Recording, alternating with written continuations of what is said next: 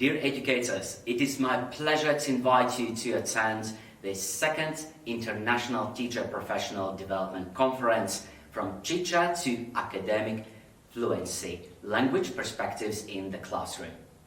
Let us introduce you with the workshop leaders that you are going to meet at the conference. During the workshop, I will show you several games that I use in my practice. These are grammar, vocabulary, and communication skills games.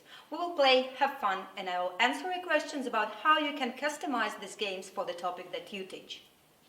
During the upcoming conference, I'll lead a workshop on concept checking and instruction checking questions. A very simple yet really effective tool that is used to check for students' understanding.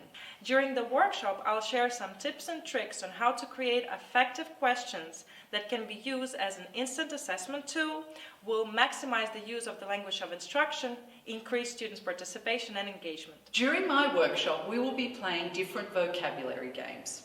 The purpose of this is for you to see how language is used and in different ways. We will focus on productive and receptive language during these games. The games and activities we will explore can be used across different grade levels and subject areas. The only thing that needs to change is the vocabulary itself.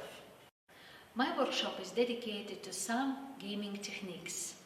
I hope that you will use it in your classes. It will be interesting and fun. It helps to less the stress for the students, and I see forward to see you there. My colleague, who is a French teacher, so a language expert, and me as a biology teacher, we are having a presentation on our research where we tried to see whether retrieval practice can help middle school students to understand and use biology and vocabulary much better.